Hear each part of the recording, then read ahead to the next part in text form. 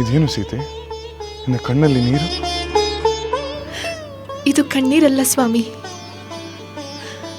ಆನಂದ ಬಾಷ್ಪ. ನಿನ್ನ ಆನಂದ ಬಾಷ್ಪಕ್ಕೆ ವಿಶೇಷವಾದ ಕಾರಣವಿದೆಯೇ? ಇದೇ ಪ್ರಭು, ತಾವು ಏಕಪತ್ನಿ ವ್ರತಸ್ಥನಾಗಿರುತ್ತೇನೆ ಎಂದು ಮಾಡಿದ ಪ್ರತಿಜ್ಞೆ ನನ್ನಲ್ಲಿ ವಿಶೇಷವಾದ ಆನಂದ, ಭಕ್ತಿ, ಧನ್ಯತೆ ಹಾಗೂ ನಿಮ್ಮ ಮೇಲೆ ಅಪಾರವಾದ ಹೆಮ್ಮೆ ಉಂಟು ಮಾಡಿದೆ. ಸೀತೆ, ಒಂದು ಹೆಣ್ಣು ತನ್ನ ಪತಿಯ ಪ್ರೇಮವನ್ನು ತನಗಷ್ಟೇ ಮೀಸಲೆಂದು ತಿಳಿದಾಗ ಪಡುವ ಆನಂದ,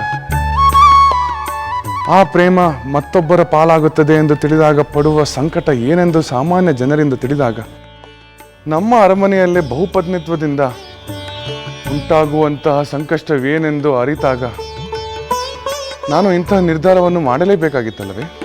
ಪ್ರಭು, ದೇವತೆಗಳು, ರಾಜಾದಿರಾಜರು ಬಹುವಲ್ಲಭನಾದ ಪತಿಯಿಂದ ಸತಿ ಪಡೆಯುವ ಮನೋವ್ಯಥೆಯನ್ನು ತಿಳಿದಿದ್ದಾರೆ.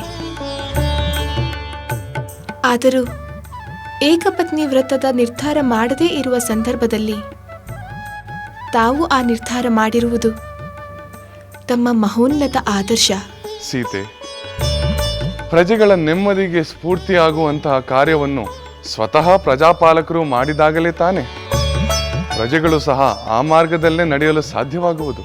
ನಿಜ ಪ್ರಭು, ತಮ್ಮ ಆದರ್ಶದಿಂದ ಅನೇಕರು ತಮ್ಮ ಮಾರ್ಗವನ್ನು ಪಾಲಿಸುವುದರಿಂದ ಅನೇಕ ಸ್ತ್ರೀಯರ ವ್ಯಥೆಯನ್ನು ಕಳೆದ ಭಾಗ್ಯ ನಿಮ್ಮದಾಗುತ್ತದೆ. ಸೀತೆ,